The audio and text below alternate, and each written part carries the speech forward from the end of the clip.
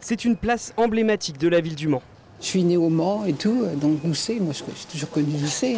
C'est une référence de qualité. Il y a un côté chaleureux chez Doucet. Née en 1934, la librairie Doucet cherche ses nouveaux repreneurs depuis un an. Jusqu'ici, plusieurs candidatures, mais aucune pour reprendre les actions, c'est-à-dire le bien, mais aussi le passif de la société.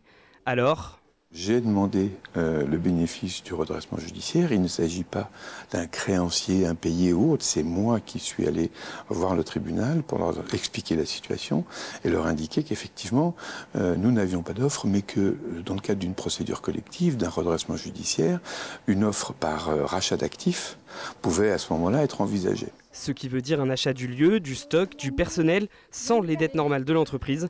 L'argent de la vente permettrait au gérant de payer ses dettes, dont le délai de remboursement n'est pas expiré.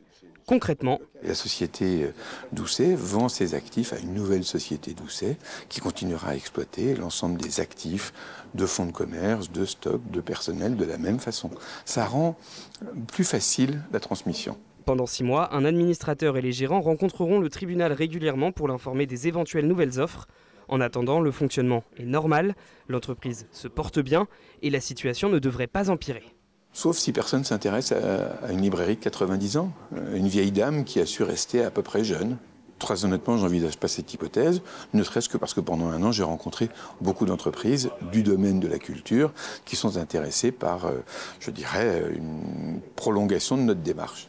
Le but, conserver une librairie indépendante. Les Manceaux peuvent choisir la librairie où ils se sentent le mieux. Et ça, c'est vraiment un vrai privilège. Et certes, je me bats pour la défense de l'emploi de mon équipe, dont je considère que l'expertise est particulièrement forte et que ce serait un gâchis si ça s'arrêtait. Mais je me bats aussi pour que les Manceaux gardent ce luxe. Écrire un nouveau chapitre pour cette librairie et tourner la page pour les Dumont, après 20 ans à la tête de l'institution.